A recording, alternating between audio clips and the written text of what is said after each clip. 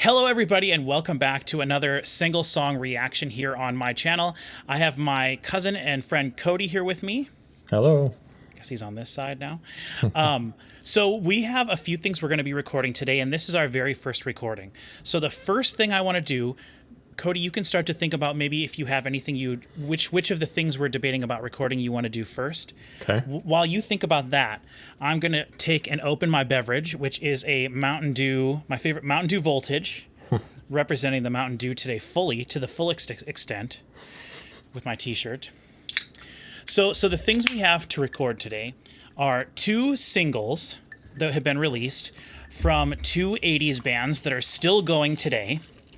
Sort of 80s new wave synth pop bands. One being Duran Duran and one being Orchestral Maneuvers in the Dark.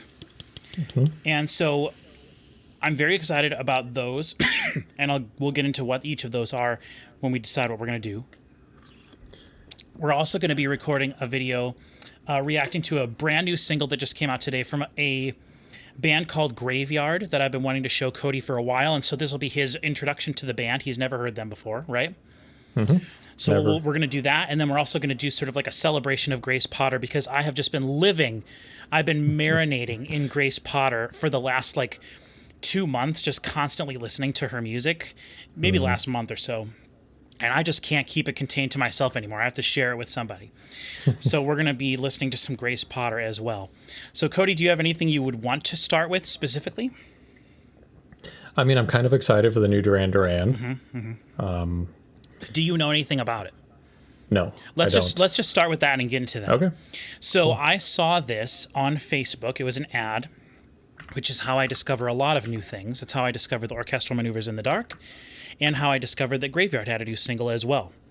So this is actually, the song is called Danse Macabre, and I was super, super excited when I found out about this. Maybe I should have done this earlier, but let me bring up the actual article that this Spin magazine did an article to, I think, debut this. And the funny thing about this is I went to Duran Duran's official YouTube page to find this, and it's not listed there. As of right now, when we're recording this, it's still an unlisted video that you can only get to by going to the certain things, but specifically Spin magazine's website, and clicking the YouTube link from their website to actually listen to the song. Interesting. Which is interesting to think about it, because then they can see how many views, how many hits they're getting from the website exactly.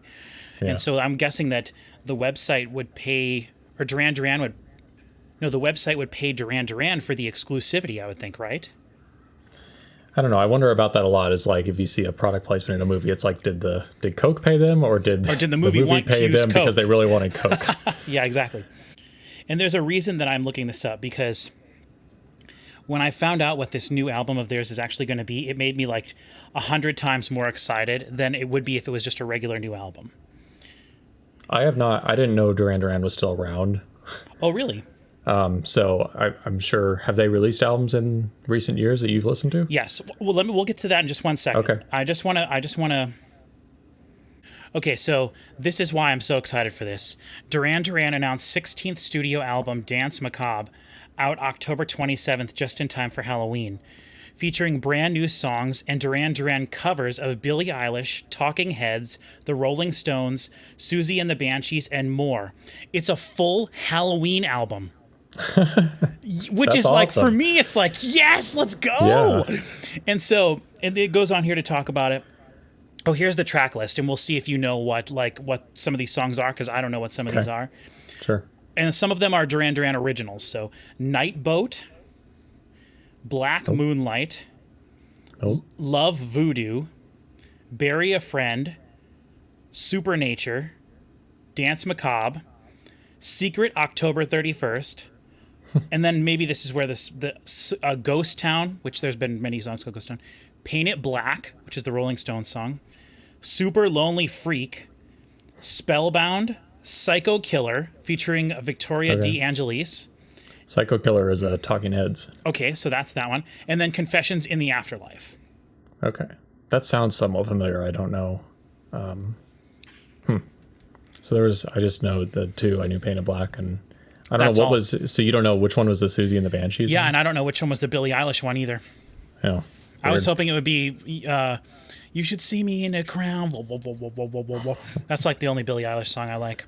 But no, Duran Duran, it's really interesting because I'm way more familiar with their more modern work than I am with their original 80s albums. Even though I have a lot of their original 80s albums, I've really never listened to them. I tried to at one point, but that was when I was just sort of starting to try to get into 80s music. Yeah. And I hadn't come to terms with the fact that 80s music just sounds so much thinner than modern music yet. And it wasn't actually until I got into Aha, which you know because I've told you about that whole thing. Yeah, you went crazy about Aha when you found them. But then I kind of got into Duran Duran. And I remember you were also into Simple Minds a lot. Yeah, yes. And you know why? Around the time of Aha. No. That was because they had just came out with a new album called Big Music. Oh. That was 2015. Okay. Yeah, so which would be right exactly as... what we're talking about, because that was when we were doing the music room. And so that album was shocking to me because of how big the music actually sounded. It's a really interesting and crazy album, that album. Yeah. But I got into Duran Duran, which is interesting because I did not like Duran Duran because of one song, and it was, I think, what's their biggest song? Rio? No. Hungry Like the Wolf? Yes. I hate that song. I think it's so stupid. Now, I will say it's grown on me over the years a little bit. But when I first heard Rio, though, I was like, oh, okay, this is quite different from that. And I had known Notorious as well. I think I'd heard that on like a movie soundtrack or something. Yeah. And actually, you know, one thing that got me into Duran Duran a lot was when we watched that movie Sing Street. Do you remember that? Oh, yeah. Yeah. And I don't remember the Duran Duran in it, though. Well, I think that band was sort of like heavily inspired by Duran Duran, or at least parts of their, I think the music in that movie was supposed to be a reflection of Duran Duran's career, kind of. Okay. When it definitely sounds like that to me. I haven't watched the movie now for probably like, at this point, 6, 7, 8 years.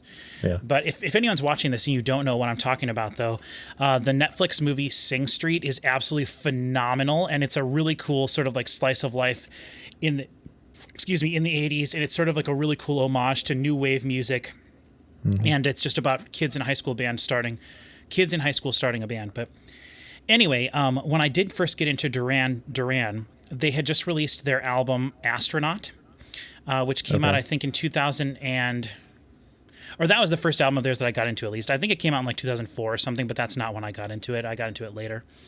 And I bought that album because we had a copy of it at Hastings, which was the record store I was working at the time. And it was like $2.99 or something. And I was like, oh, Duran Duran, it's a newer album, I'll check it out. And I was shocked how fantastic that album is. I really, really like that album. It's really cool. It's very funky. It has a lot of really cool electronic elements to it. And actually, one of my favorite songs of all time is on that album.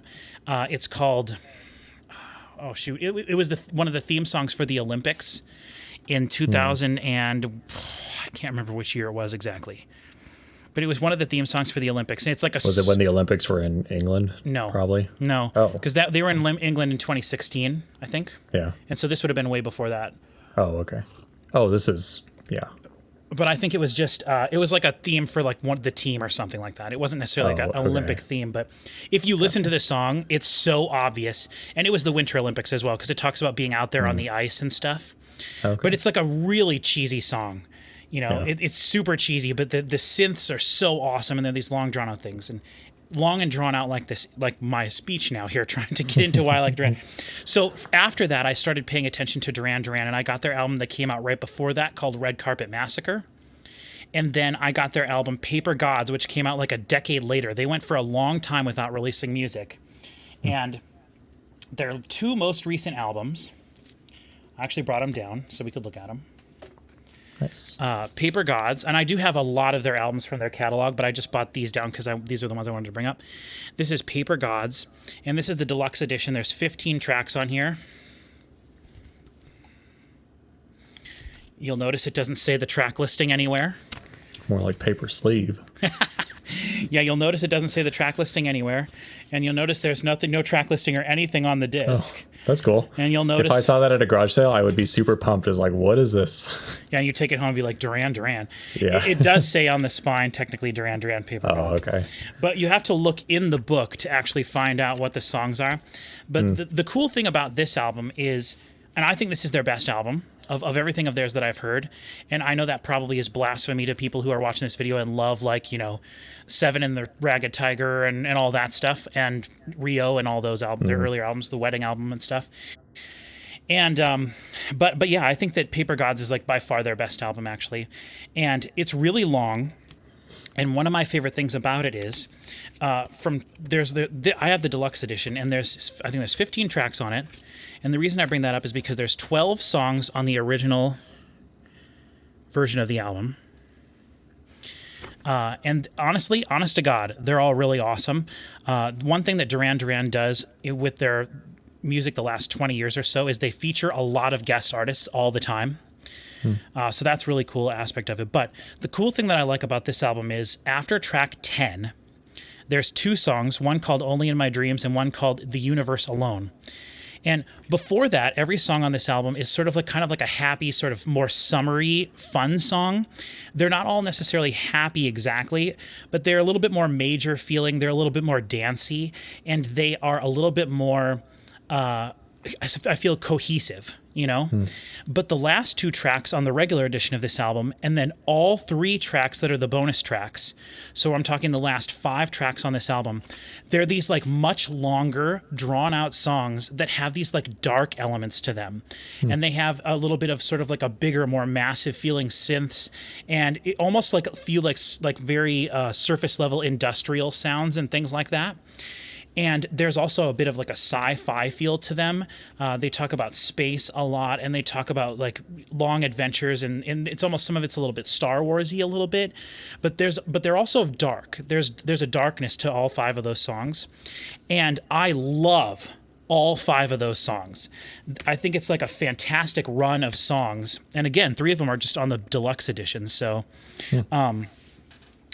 But the reason I bring all that up is because that's what makes me excited for a Halloween Duran Duran album, because they can do, like, when you think of Halloween music, you think of stuff like the Monster Mash.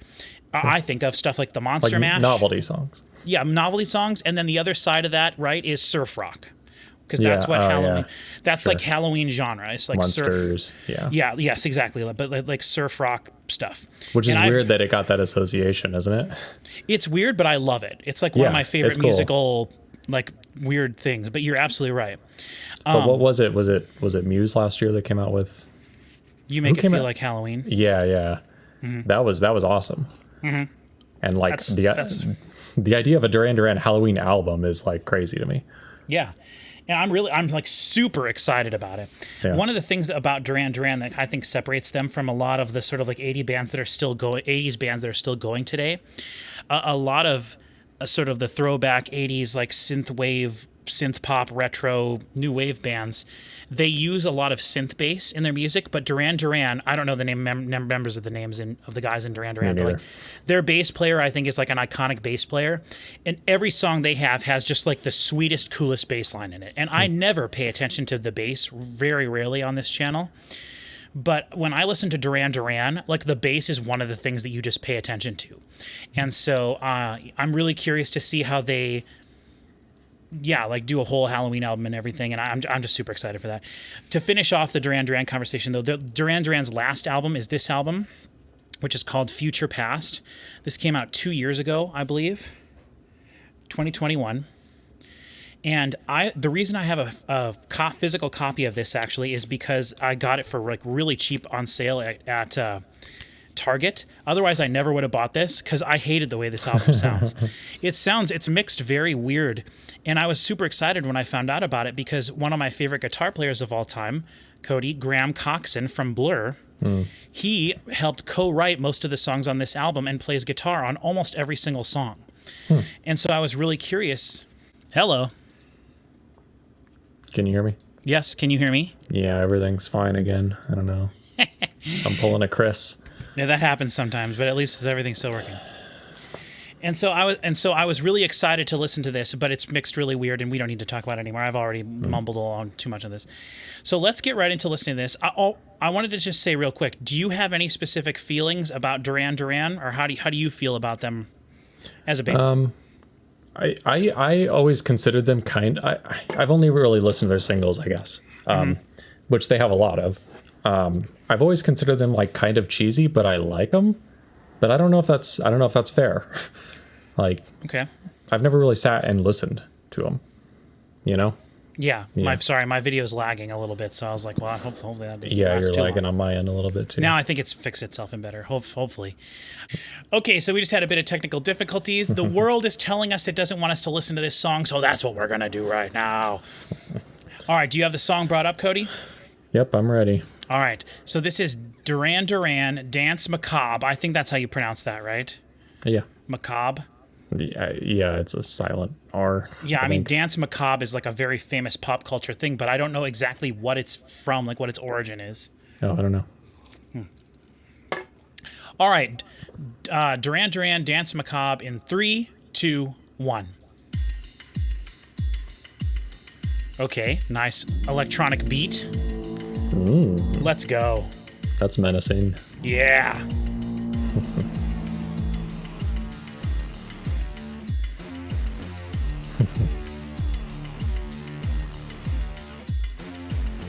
Halloween girl sees the fray. Brothers and sisters lead the way. Shackled to the rhythm, your soul is waved. So you better get down on your knees and pray. Coming out for the hawks, the metal. Jumping on the hawks. I don't like the way those vocals are treated. It's too weird. much. It's like a carnival barker or something. Yeah, it needs to like... Okay, it's a little better now. I think that was just an intro effect, like, you know, step right up. Yeah. Kind of a thing. Whoa, interesting cymbals.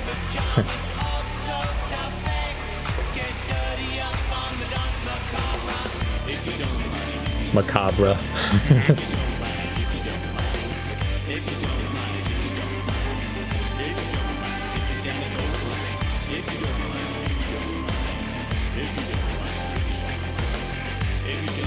Female backing vocals in there.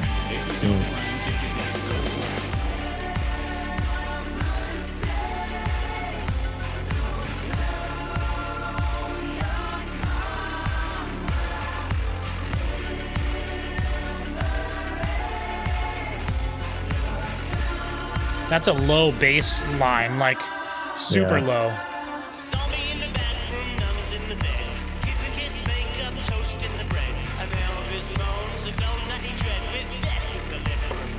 Those stabs are like really dissonant, like psycho strings almost. Yeah.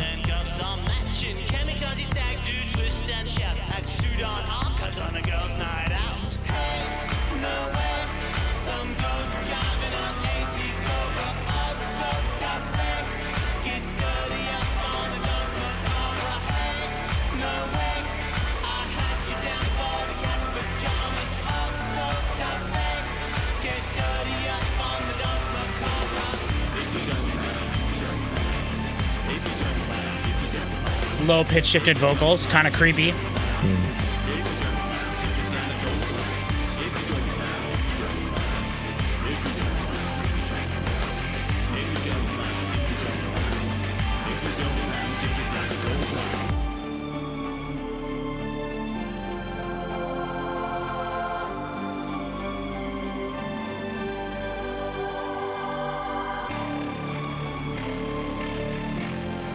God, that low bass note. That's like detuned to like D or something. Drop D.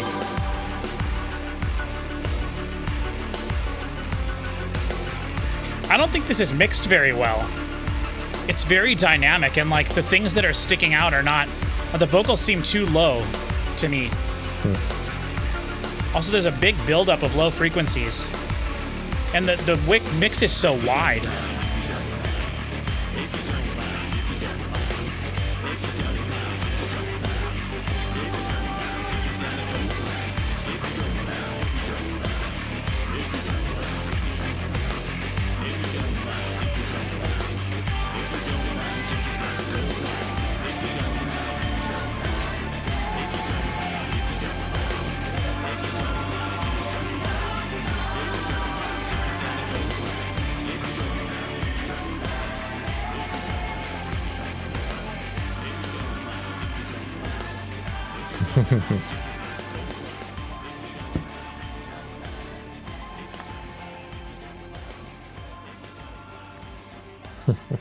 We have 100% failure rating. Yeah. That was interesting. I didn't expect it to fade out. I never would have guessed in a million years that was Duran Duran if I didn't know. Really? But I also haven't listened to their newer stuff either. So.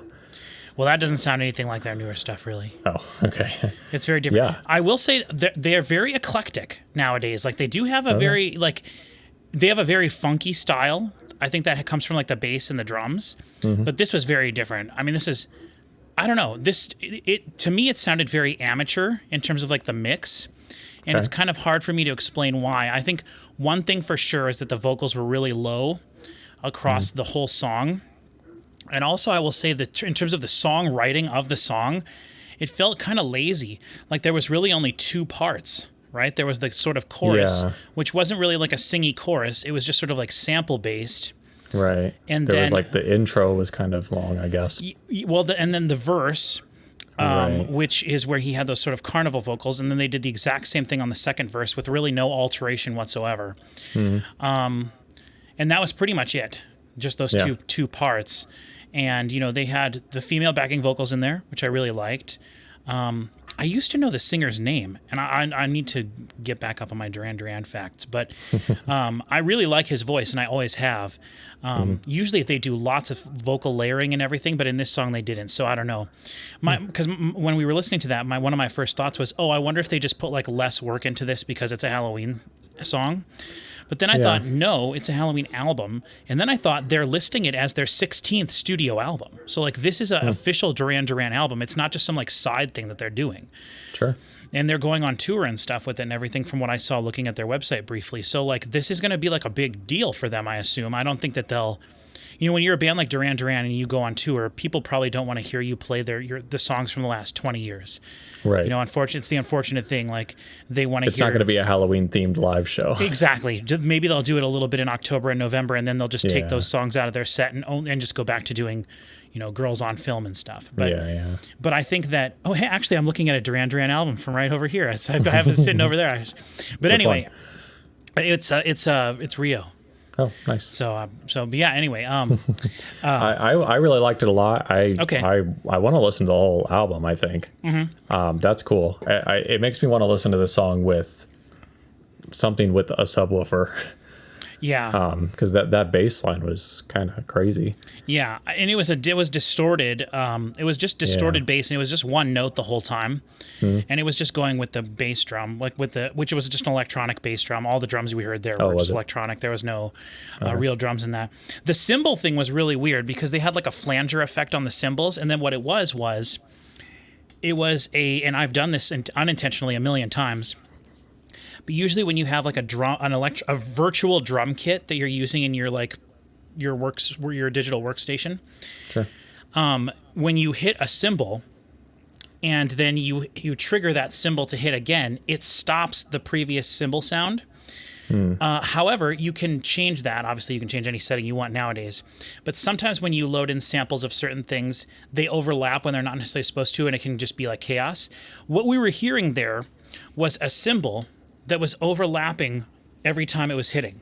It was a digital overlapping cymbal. Itself. Yes, overlapping itself. Gotcha. So it was which wouldn't be possible on a real cymbal. Correct.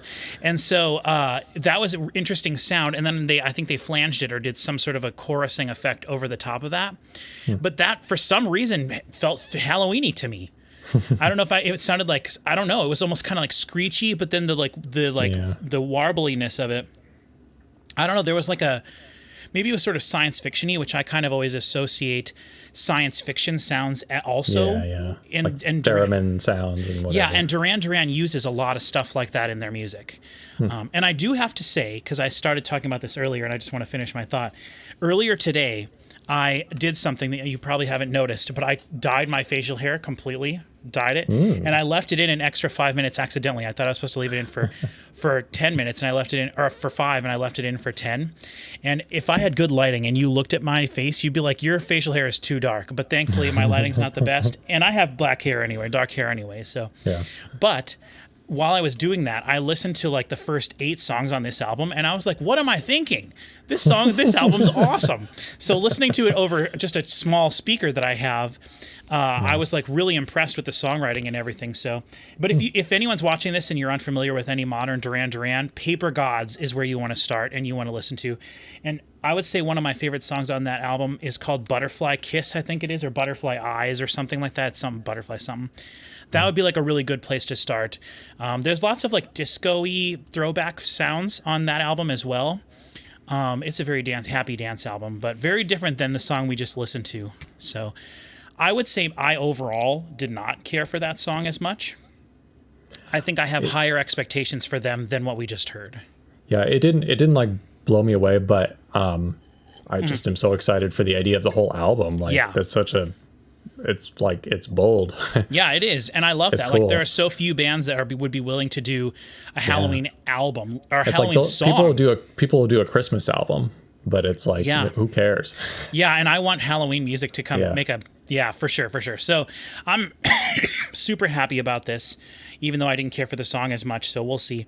If anybody wants us to react to the album, let me know. It comes out October 27th, towards the end of October. Just in like a month and a half, about 2 months, I guess, from now, because we're at the beginning of September still. But let us know in the comments, and we'll see if we want to do it. If not, I probably won't do it, just because I don't know. I would highly doubt that Duran Duran would let us use their full album, like the audio from their album, in a video. Right, yeah. We'll see how this video does, and if I can upload it, and if people like it. So let us know in the comments if you want us to do the album. Until then, hopefully we can see you next time.